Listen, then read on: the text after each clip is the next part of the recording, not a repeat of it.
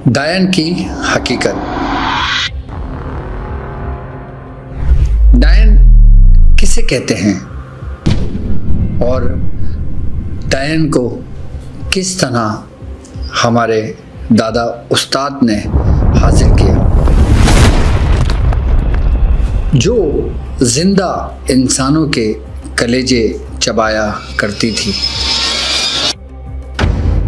ऐसे वाक़यात जो हकीकत पर मुबनी हैं और अंधेर नगरी के पहले एपिसोड में मैं शुरू करूंगा, वो सच्चे और हकीकत के वाक़यात जो हमारे दादा से शुरू हुए और हमारे उस्ताद मोहतरम और फिर हमारे मुर्शिद और फिर मुझ तक जो कुछ हुआ आप जानेंगे इस सीरीज़ द डार्क वर्ल्ड में।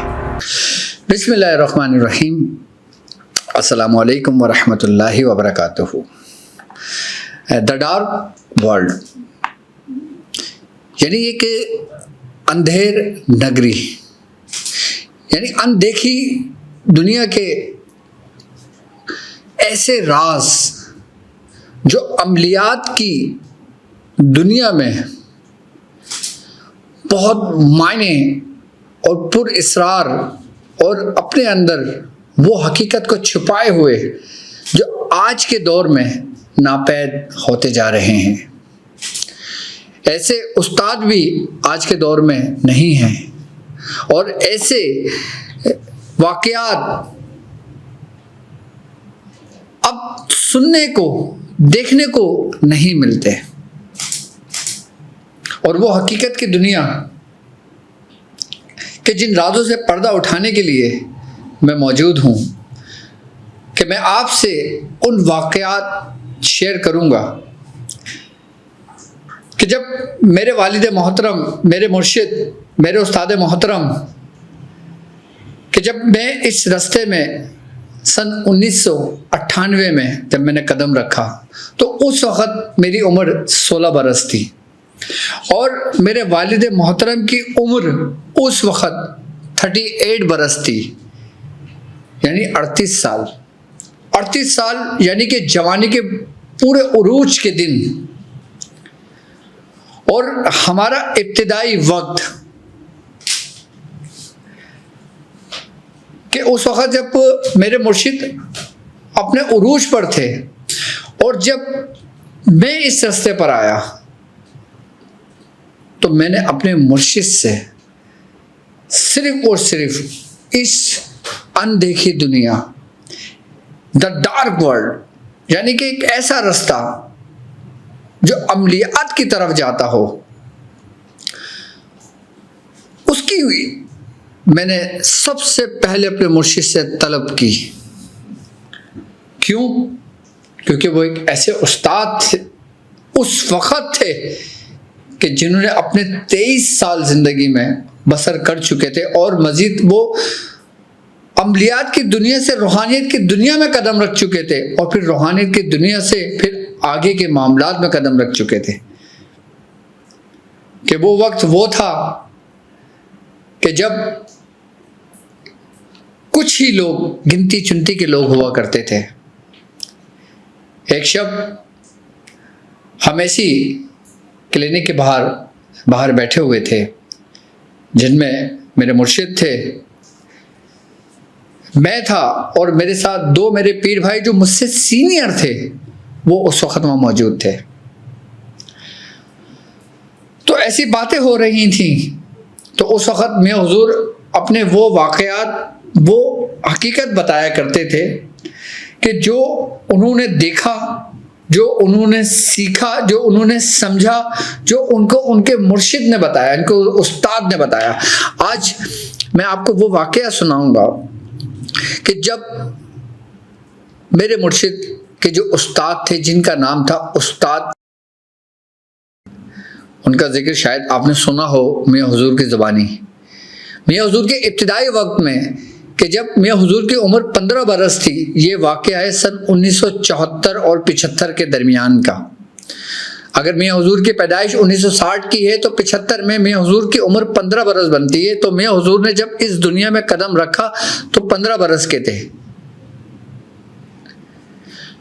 तो मेरे तो फरमाते कि उनके जब उस्ताद थे उस वक्त उनकी उम्र कमो बेश 80 बरस थी या उससे कुछ ज्यादा, और उस वक्त वो इस इल्म अलवी में यानी कि अमलियात की दुनिया में उस वक्त वो अपने पूरे उरूज पर थे, और उनका ताल्लुक हिंदुस्तान की सरजमीन से था।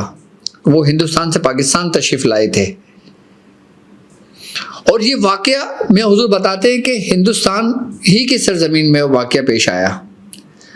फरमाते हैं कि मेवात इंडिया की एक जगह का नाम है, वहां पे एक गांव था, और उस गांव में की आबादी चंद ही लोगों पर मुश्तमिल थी। तो वहां पे एक औरत रहा करती थी, और जो वो औरत थी उसको शौक और जुनून हुआ जादू सीखने का। ये वाकया कमोबेश अगर मैं आज की तारीख से लेता हूं तो कम से कम 80 बरस पुराना वाकया है। ये 80 से 90 साल पुराना वाकया है ये जो वाकया पेश आया, क्योंकि ये हमारे जो दादा उस्ताद ये उनकी जवानी का वाकया है। जब उन्होंने ये काम कर रहे थे, जब उन्होंने काम ही करना सीख किया था, तो उस गांव के अंदर एक औरत थी, वो जादू किया करती थी, और ऐसा जादू करती थी कि उसका ये हाल था कि वो जिसके बारे में सोचती थी, यानी कि कोई अगर उससे कोई काम करवाने आता था तो वो खाली उसके बारे में सोचती थी और उसका काम हो जाता था। यानी कि उसके पास काली शक्तियां इतनी थी। उसका ताल्लुक एक सिफलीगर से था, क्योंकि वो काली दुनिया के काले राज से वाकिफ थी। वो उन शैतानों को पूछती थी कि जो शैतान उनके माविन और मददगार हुआ करते थे। उसका यहाँ तक आलम था कि मुझे कहना नहीं चाहिए, लेकिन मैं अपने उस्ताद के अल्फाज बता रहा हूँ कि उस औरत का ये मामूल था कि वो इतनी गुस्ताखियाँ करती थी कि वो हमारी जो मुतबर्रिक जो तबरुकात हमारे होते हैं ना, जिसको हम बड़े अदब करते हैं, जैसे कुरान की कुछ आयतें हो गई, कुरान की सूरतें हो गई और कुछ दुआएं हो गई, तो वो उसके साथ बहुत गलत किया करती थी कि जिससे उसको काली शक्तियाँ मिलती थी। वो मलाऊन हो गई थी, वो काफिर हो गई थी, लेकिन वो अपने शैतान के चक्कर में, अपनी ताकत के चक्कर में, अपने ताकत के जोम में वो उनको हासिल करने की जस्तजू में लग गई। वो शायद ये भूल बैठी थी कि मरना एक दिन है, और जब इंसान एक ऐसे रास्ते पे चल निकलता है जो कुफर का रास्ता हो, जो हराम का रास्ता हो, जो जादूगरों की नगरियों का रास्ता हो, कि जो शैतान के माविन बल्कि शैतान ही बन जाए, कि जब वो मरते हैं तो एक तो वो उनकी कुव्वतें कि जो उनके अपने शैतान थे, यानी कि उस औरत का अपना ही हमजाद, कि जब वो औरत मरी इस हाल में मरी कि उसके मरने तक 3 दिन तक किसी को खबर ना हुई। जब उसकी बदबू उठी उसके कमरे से तो मालूम हुआ कि वो औरत मरी है जो जादू करा करती थी। तो गोया उस गांव के जो लोग थे उन्होंने ये फैसला किया कि इसको इसके ऊपर ही यहीं दफन कर दिया जाए, ऐसी हालत में कि ये कुफ्र की हालत में मरी थी, कि ये जादू करती थी, क्योंकि पूरा गांव उसके बारे में जानता था कि जब वो मरी और कुफ्र की हालत में, जो कुरान की बेहुरमती किया करती थी, जो गुस्ताखी किया करती थी, और अपने मंतर और तंत्र से जो उसके जादू के अल्फाज थे, जो कुछ भी वो पढ़ा करती थी, जिन शयातीन को वो पुकारा करती थी, जिन देवी देवताओं को वो पुकारा करती थी, कि जब वो मरी तो तमाम के तमाम शयातीन की मदद से उसका हमजाद जाग उठा और जब हमजाद जाग उठा तो उसके वजूद के अंदर वो तहरीक पैदा हुई कि उसने अपना जिस्म को धार लिया।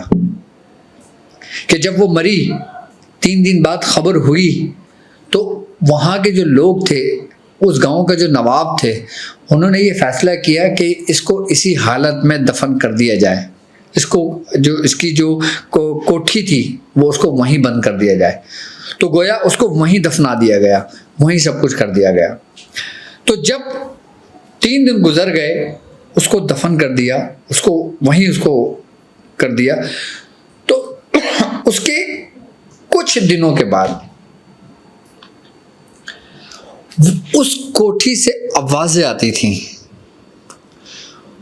और उसके बाद रात को उस पहर कि जब रात अपनी पूरी उरूज पर होती है, उस वक्त वहां से निकलने की सनसनाहट सी में सुनाई देती थी कि जैसे आप सुनते हैं ना कि छन छन छन छन की आवाज आया करती है, अक्सर आपने अमूमन सुना होगा।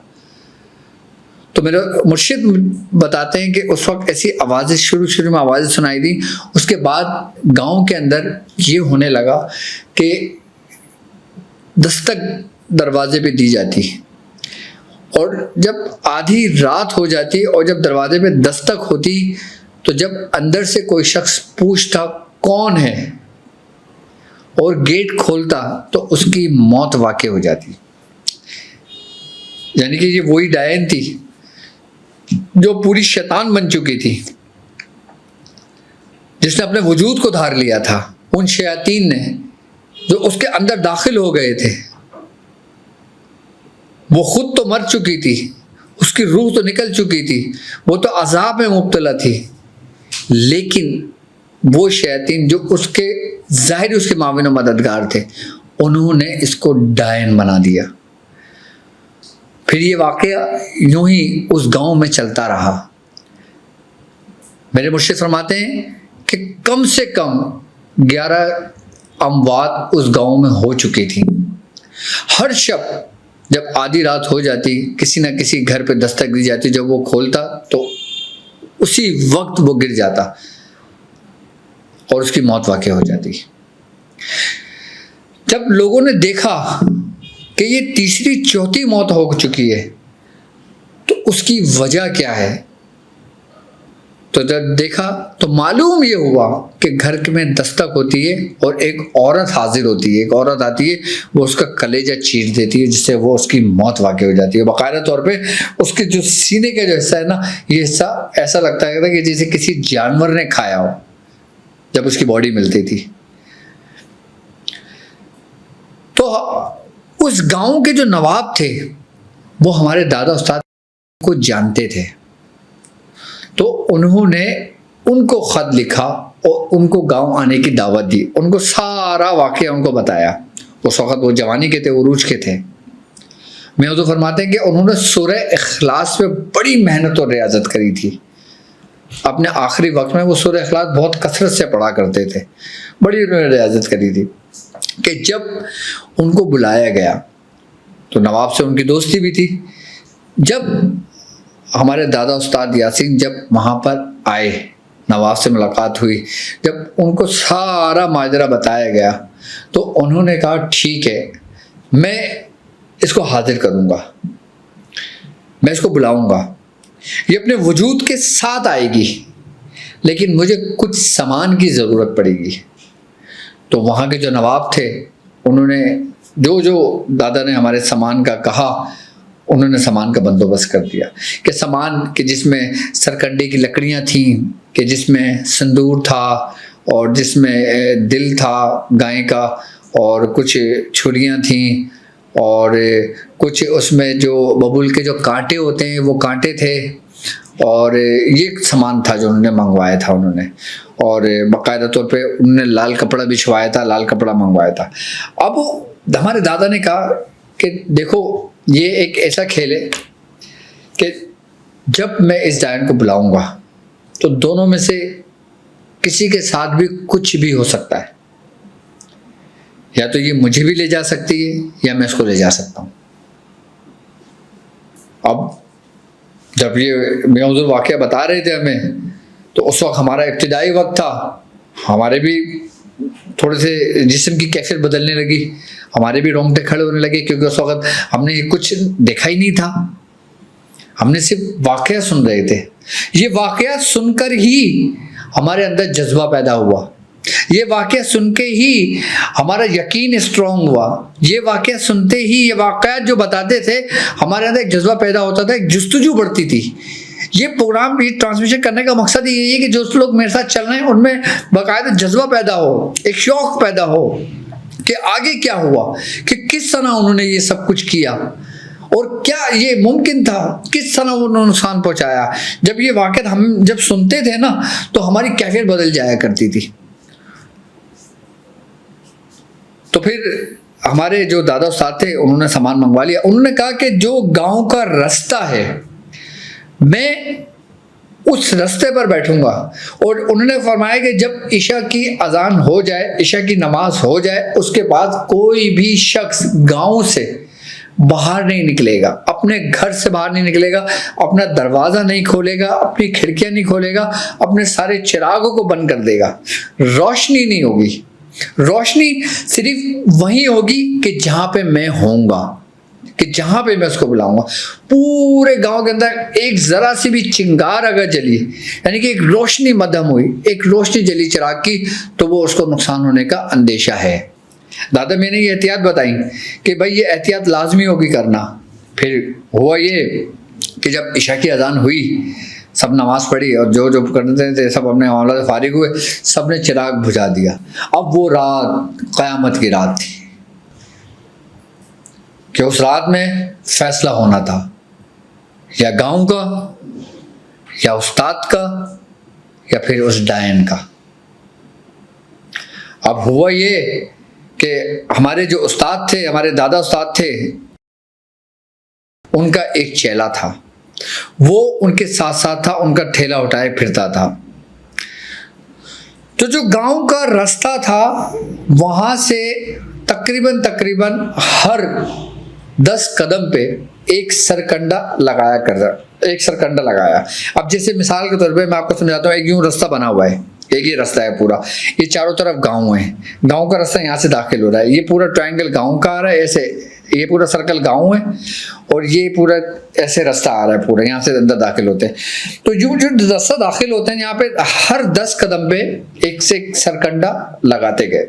अब मैं बताऊंगा कि सरकंडे की वजह क्या थी, क्योंकि हम सवालात करते थे जब हमारे मुर्शिद वाक़यात बताते थे ना, हम पूछते थे भाई सरकंडे की क्या हकीकत थी, क्यों रहा था। मैं पहले तरीक़ेकार समझा दूँ, उसके बाद में इसकी हकीकत भी बयान करूंगा आपसे।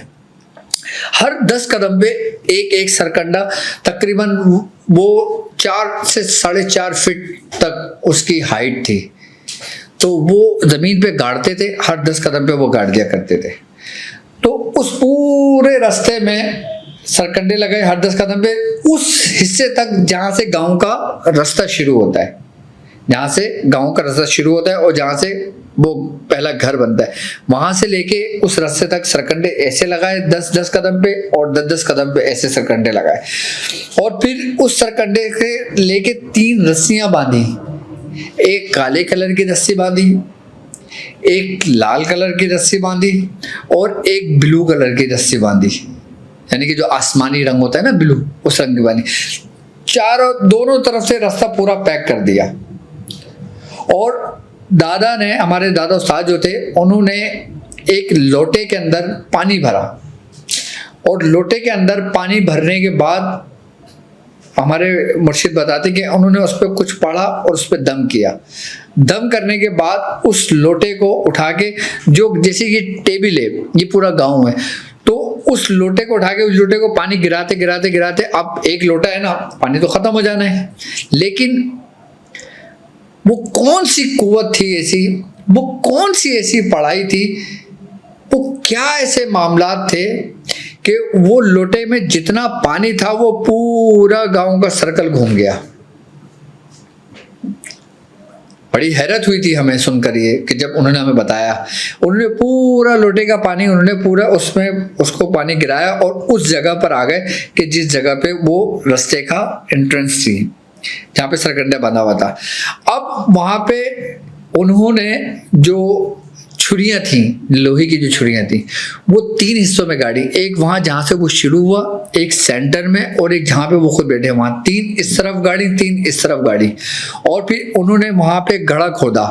गड्ढा तकरीबन हमारे पापा बताते हैं कि उन्होंने गड्ढा खोदा था तकरीबन 6 फीट का, और 6 फीट गहरा खड्डा था, और तकरीबन उसकी जो लंबाई थी वो भी तकरीबन उतनी ही थी। और उसके अंदर उन्होंने भूसा भरा हुआ था, उसके अंदर उन्होंने भूसा भर दिया था। उसके अंदर जो भूसा, जिसमें गाय भूसा खाती है ना, वो उन्होंने भूसा भर दिया था।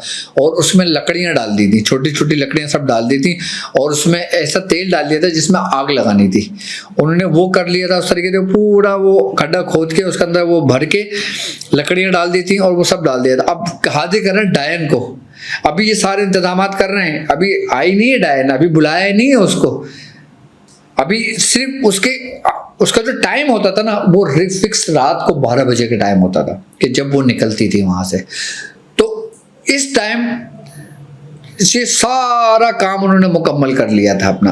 अब वो गड्ढे के तकरीबन 6 फीट के फासले पे दादा बैठ गए, और उन्होंने लाल कलर का कपड़ा बिछाया, आप बैठ गए, आपने अपना काम शुरू किया।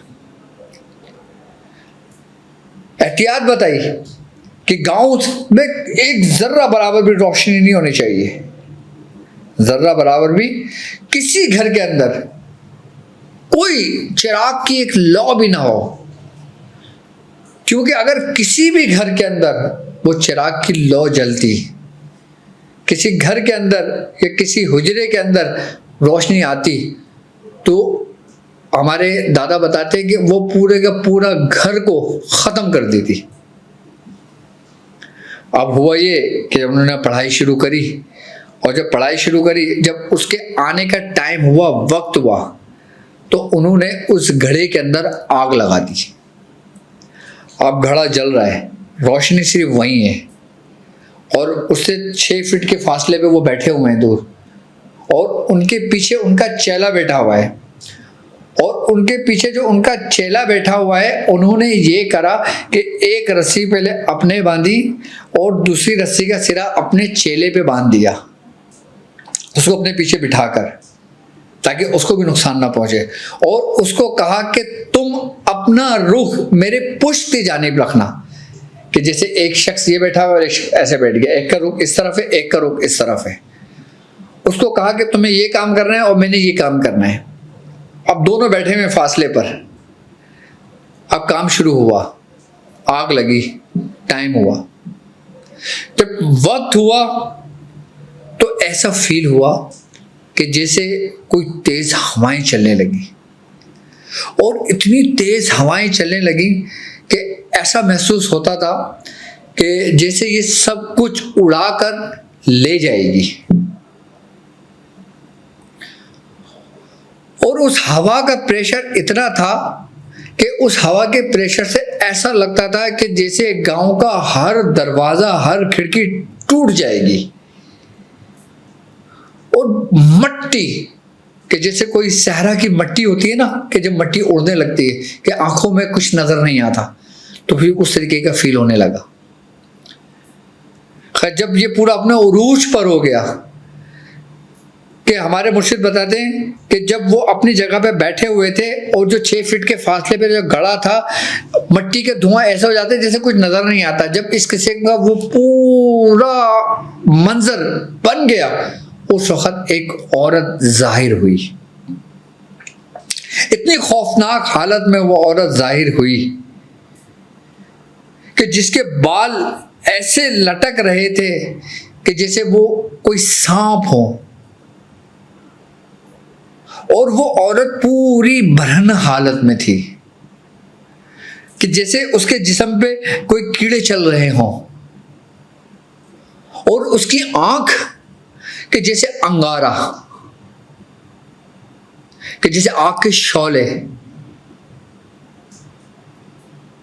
और चेहरा उसका बिल्कुल सिया, और सिया इस तरीके का कि जैसे किसी को अगर धुएं में अगर देखते हैं तो उसकी रंगत बदल जाती है। ये पूरा वाकया हमारे सामने है कि वो आई और आके जब उसने घड़े के करीब आई तो वहीं रुक गई और उसने एक खौफनाक चीख निकाली, ऐसी खौफनाक चीख कि जिसको सुनकर इंसान का दिल बैठ जाए।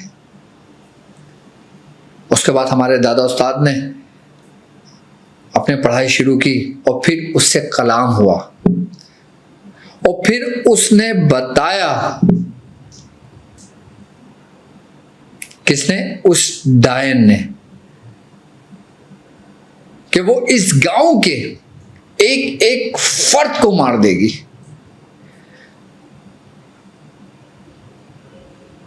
और उसने सबसे पहले तो हमारे दादा उस्ताद को डराने की कोशिश की, खौफ मुसल्लत करने की कोशिश की। हमारे मुर्शिद बताते हैं कि हमारे दादा उस वक्त हमें वाकया बताया करते थे, वो कहते थे कि जब इतना खौफ उसने तारी कर दिया था, इतना खौफ तारी कर दिया था, उसकी हैबतनाक शक्ल और उसका जिस्म की साख ऐसी थी कि उस हालत में उनके जिस्म से पसीना ऐसे बह रहा था कि जैसे पानी बह रहा होता है। कहते हैं एक वक्त ऐसा आया था उनके ऊपर कि जिससे उनके औसान खता होने लगे और लोग समझते हैं हाजिरी इतनी आसान होती हैं। अब मैं अपने दादा उस्ताद की बात कर रहा हूँ कि उनकी ये हालत थी उस हाजिरी में कि जिसको वो ख़त्म कर रहे थे बैठकर। फिर उन्होंने अपने उससे कुछ सामान निकाला और जब पढ़ के उन्होंने उसके जिस्म के ऊपर मारा तो वो चीज़ उसके वजूद से आर पार हो गई और ऐसे कि जैसे इंसान किसी आग के अंगारे को उठा के जब फेंकते हैं ना तो बिखरते शोले कि चिंगारियां जगह जगह से बिखरती हुई नजर आती हैं। इस तरीके से उन्होंने कुछ निकाल के पढ़ के जब उसके ऊपर मारा तो वो आग के अंगारों की तरह उसके वजूद से जैसे निकल जाती हैं। अब जैसे एक चीज ना वजूद से टकराई गिर गई, नहीं, उसके वजूद से आर पार हो गई और वो दोनों जानों गिरी और उस घड़े के अंदर गिर गई। कौन? वो डायन। जब वो उस घड़े के अंदर गिर गई फिर दादा ने अपनी पढ़ाई मुकम्मल करके उसमें और मजीद लकड़ियां डाल के उस आग को बढ़ा दिया। फिर वो डायन उस घड़े से निकल नहीं सकी वहां से, फिर वो उस घड़े से।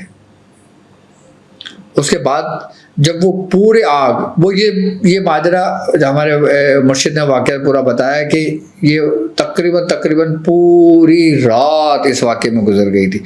जब वो गड़ा ठंडा हुआ तो फजर की अजान का वक्त हुआ कि जब ये मामला ठंडा हुआ तो फजर की अजान हुई। जैसी फजर की अजान हुई ऐसा हुआ कि जैसे एक ठंडी हवा चली, एक नूर, एक फीलिंग, कहते हैं ना खुशी का वो होना, एक तस्कीन होना, एक सुकून होना कि भाई जैसे नमाज पढ़ के इंसान को सुकून मिलता है, एक ऐसी ठंडी हवा चली है। फजर के अजान के कलमात पढ़े गए। उसके बाद फरमाते हैं कि गांव के हर शख्स ने वहां पर खड़े होकर अजान दी। उसके बाद उस घड़े को वहीं दफन कर दिया गया और 40 रोज तक उस घड़े पे बैठकर हमारे जो दादा थे ना, दादा साहब थे, उन्होंने उसके ऊपर पढ़ाई करी थी। और उसके बाद जब ये काम हो गया था उन्होंने ये हुक्म दिया था कि अब इस गांव को इस जगह से मुंतकिल कर दो, यानी कि अपनी ज़मीनों को पीछे की तरफ ले जाओ ताकि ये जगह अब आबाद नहीं हो सकती। आज भी हिंदुस्तान के उस मेवात जगह पे वो जगह मौजूद है। अब ना मालूम जगह होगी, अब तो हमें तो नहीं मालूम, लेकिन उसके असरात हमेशा रहते हैं। जब वो हमें ये वाक़यात बता रहे थे तो उसके कुछ ही दिनों बाद सूरज ग्रहण था। तो मैंने अपने पापा से कहा, मैं पापा उनको कहता हूँ और उस वक़्त भी मैं कहता था, तो मैंने उनसे कहा, मैंने कहा अच्छा ये बताएं, ये तो हो गया, अब मुझे ये बताएं कि अब हम क्या करें। तो कहने लगे तुम कर लोगे। तो मैंने कहा हम तो नहीं कर सकते, लेकिन आप हैं तो हम कर लेंगे। कहने लगे अच्छा जब वक्त आएगा तब मैं तुम्हें बताऊंगा। उस वक्त हमारा इब्तिदाई वक्त था। उस वक्त हम हमारे साथ जो पीर भाई बैठे हुए थे ना, तो मजीद भाई थे और एक वो थे ताया यासीन थे, और एक शेख साहब आते थे, वो बैठते थे, वो थे। तो कहने लगे जब वक्त आएगा ना मैं तुम्हें बताऊंगा, फिर तुम करना।